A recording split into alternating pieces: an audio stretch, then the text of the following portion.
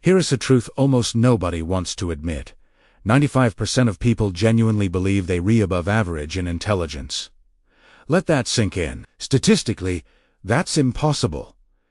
If everyone is special, then nobody really is. But before you get too comfortable thinking you're part of that elite 5%, I need you to stay with me, because what you're about to hear might completely shatter the way you understand your own mind and the minds of every person you've ever met. See, intelligence isn't a test score. It isn't your college degree. It isn't how fast you can finish a Rubik's Cube, or how many books you've read. Real intelligence is a spectrum so wide, so complex, and so unpredictable that the smartest person you know might secretly be trapped inside their own mental prison. And that person who failed high school, they might see reality with more clarity than a room full of PhDs today. We're breaking down the 10 levels of human intelligence from minds that barely process language. 2 minds that have literally rewritten civilization. And here's the painful plot twist.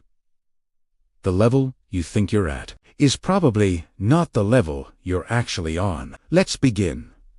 Level 1. Primal intelligence. The IQ range is typically below 70. But we're not talking numbers here. We're talking experience. This level interprets the world through pure sensation, not through logic, not through theory, but through feeling. A warm hug means more to them than 1,000 explanations. A harsh tone of voice hits harder than any insult. And here is a fact most people don't know. Studies show that individuals with lower cognitive scores often outperform college students in reading micro-expressions and emotional authenticity. They can detect fake kindness instantly. They can sense danger before most people consciously notice it. They're not calculating, they re-perceiving. And sometimes they're perceiving more honestly than the rest of us. This leads us to level 2.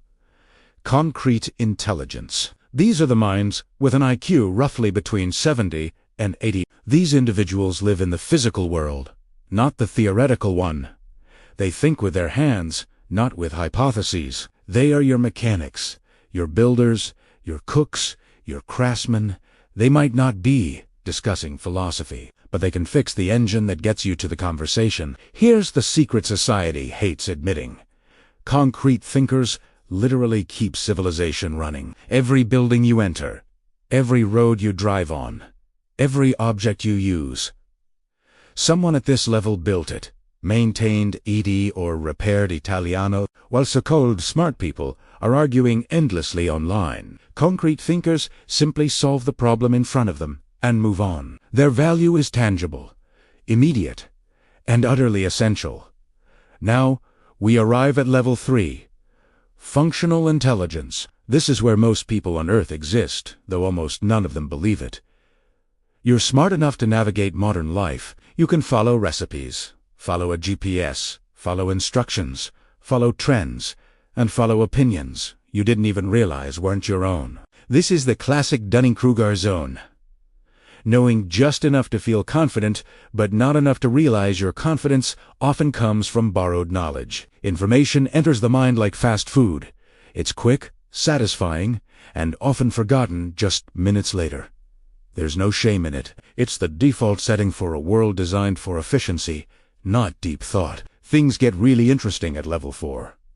Analytical intelligence. We're talking an IQ between 115 and 130. Analytical minds don't just process information, they dissect it. They take it apart, piece by piece, looking for patterns, flaws, and hidden meanings. Every conversation becomes a chess match. Every problem becomes a puzzle. Every social interaction becomes a subtle analysis of tone, detail, motive, and implication. They're smart enough to see the matrix, but they're not always smart enough to escape it. For them, social life can become exhausting because they're constantly running diagnostic software on every human moment. They notice everything, including all the little inconsistencies and awkward details that make life harder to enjoy. That brings us to the halfway point. Level 5.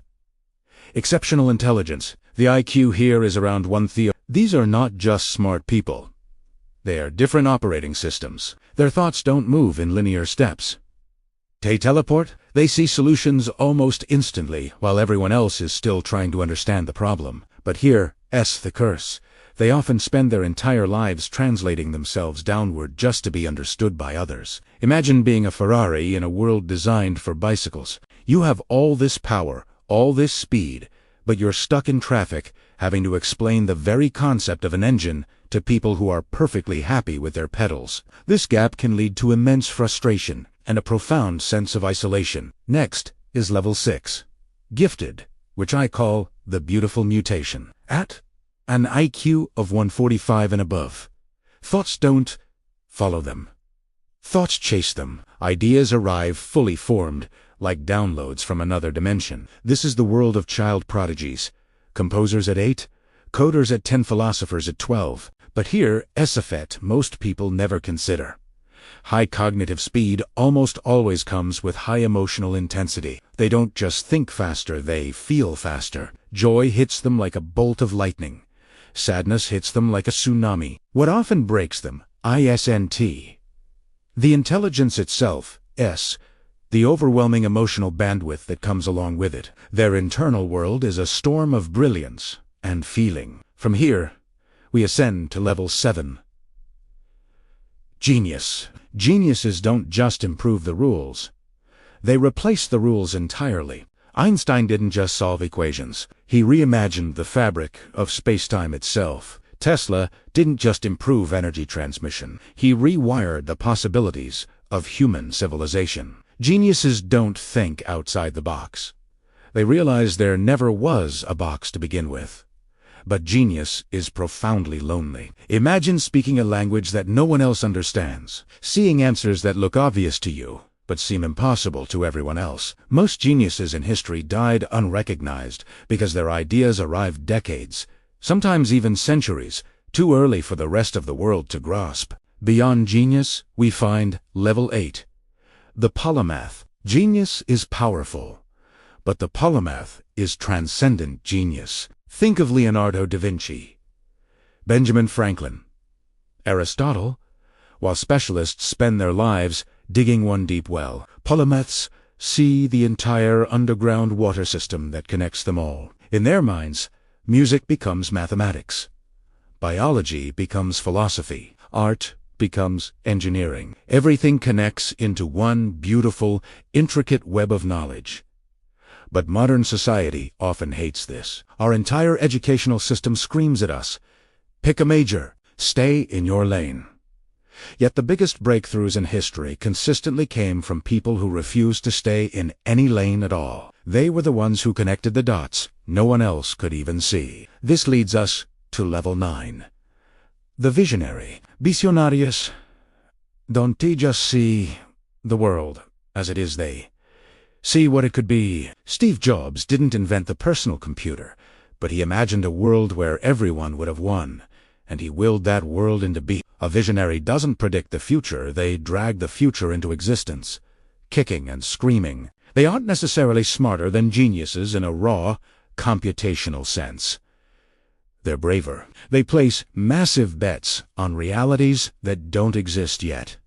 Some people call them crazy. Some call them dangerous. But decades later, when their vision becomes our reality, we call them prophets. Finally, we reach level 10. The transcendent. This is the final stage, where intelligence dissolves into pure wisdom. Think of the Buddha, Lao Tzu, or Marcus Aurelius. These minds realize the ultimate truth, that intelligence is just consciousness talking to itself. They stop trying to be smart and start trying to be clear. It's no longer about winning arguments.